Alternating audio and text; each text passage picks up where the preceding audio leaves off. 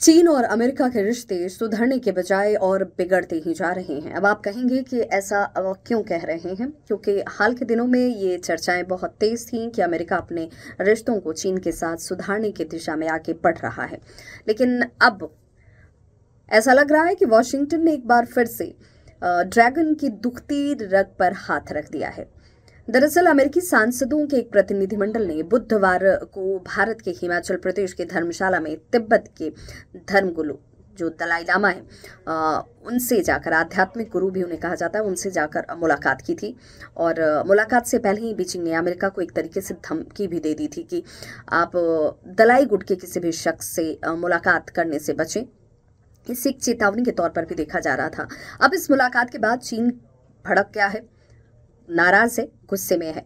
द्विदलीय अमेरिकी सांसदों का 7 सदस्यीय जो समूह है वो नोबेल शांति पुरस्कार विजेता दलाई लामा से मिलने के लिए भारत पहुंचा और अमेरिका के हाउस जिसकी हम चर्चा करते हैं कि हाउस फॉरेन अफेयर्स कमेटी के चेयरमैन माइकल मैकॉल के नेतृत्व में 7 सदस्यीय दल विशेष विमान से मंगलवार को धर्मशाला के गगल एयरपोर्ट पर आता है।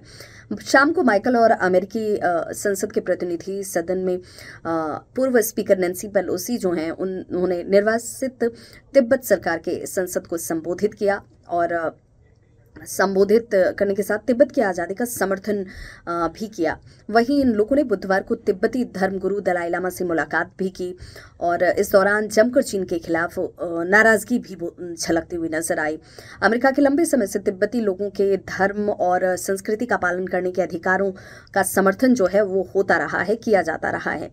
चीन पर भारत की सीमा से लगे सुदूर हिमालयी अगर क्षेत्र की बात करें तो तिब्बत में मानवाधिकारों के उल्लंघन का तो आरोप है ही। और बता दें कि अमेरिका ने हाल ही में एक ऐसा विधेयक भी पास किया जिसमें तिब्बत पर चीन के दावे को चुनौती मिलती है। इसके साथ ही इसमें चीन और दलाई लामा के बीच संवाद की बात पर भी जोर दिया गया। 12 जून को हाउस ऑफ रिप्रेजेंटेटिव से मुहर लगने के बाद इसे सीनेट में हरी झंडी तक भी मिल गई। Promoting a resolution to the Tibet China dispute act, ये इस विधेयक का नाम है। और इस एक्ट के बारे में ये कहा जा रहा है कि इसमें तिब्बत के इतिहास और लोगों के बारे में चीन की ओर से फैलाई जा रही गलत सूचना से लड़ने में इसे मददगार के तौर पर देखा जाए। दरअसल ये विधेयक चीन के इस दावे को भी खारिज करता है कि तिब्बत हमेशा से उसका एक अभिन्न हिस्सा रहा है, उसका एक अंग रहा है। ये दावा भी उसका कहीं ना कहीं इस विधेयक से खारिज होता है। दलाई लामा ने मोनेस्टिक शिक्षा प्राप्त की है। वो सालों से तिब्बतियों को न्याय दिलाने के लिए संघर्षरत हैं, प्रयासरत हैं।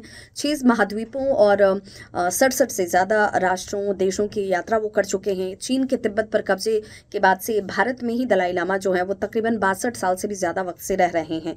चीन इस यात्रा और विधेयक दोनों से ही नाराज है, उसकी नाराजगी भी खुलकर सामने आ गई है। यात्रा से पहले चीन ने दलाई लामा या फिर ऐसे किसी इस गुट के लोगों से मिलने के लिए अमेरिका को एक चेतावनी दी थी कि ना मिलिए आप। दलाई लामा एक अलगाववादी है, ये कहा गया। अमेरिकी सांसदों को उनसे कोई भी संपर्क नहीं रखना चाहिए, ये कहा गया। चीन की धमकी के बाद हालांकि अमेरिका के व्हाइट हाउस की तरफ से ये साफ कर दिया गया है कि भाई अमेरिका के लिए उसका अपना हित, उसके अपनी चीज़ें जो हैं वो प्रायोरिटी में होती हैं, उसका हित सर्वोपरि है। और इसीलिए इस पर कोई राष्ट्र क्या सोचता है, क्या कहता है, सीधे तौर पर चीन को उन्होंने अपना जवाब दे दिया है।